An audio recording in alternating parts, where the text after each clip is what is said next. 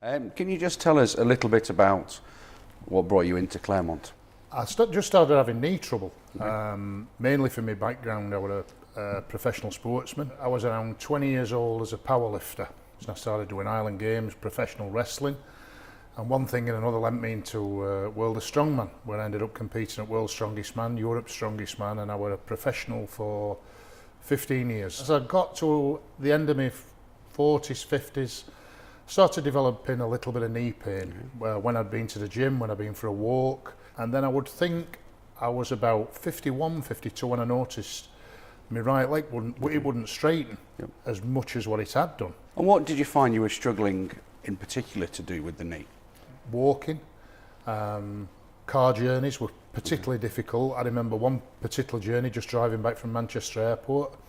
I had to stop on Snake twice. I just got severe pain in my knee, which I just thought were wear and tear or whatever. I didn't think anything about it. Walking my dog, doing breaststroke swimming. I noticed it when I'd been swimming. And then from then on, it was just normal things like walking upstairs. Things just weren't right from then on. What was your overall impression of the process at Claremont from when I first saw you in clinic all the way through to being discharged, if you like, which you were approximately 6 months ago? Very easy process, to be honest. I was apprehensive. Yes. I didn't know what to expect.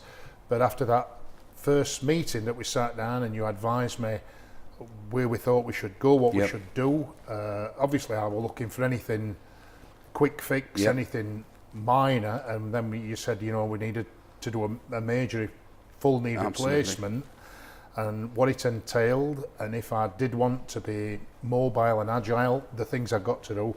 So I think that first hour I walked away from here and I were positive from then on. It were uplifting because from that moment in time everything had been sort of doom and gloom. Yes. And glass were half empty, and all of a sudden glass is half full, and I've got a solution to my problem. And what was it like when you actually came in for your surgery? You were an inpatient, I think, for 2 days, 2 nights here. It was very similar to just checking into an hotel, if I'm being honest. I just checked in, sat down, put my things away, sat here. I remember looking through the window, and it was very, very peaceful. It was just very, very pleasant to come in. It was relaxing. And how do you think your knee is now? Because I always, or often tell patients they never feel like a normal knee. Why would they? It's an artificial knee. But how do you compare now with how you were 3 or 4 years ago, for example? I'm more mobile. I'm pain-free. I can't remember what my knee was like 5 years ago. I can only tell you that the knee I got now, the artificial one and the real one, there's not much difference.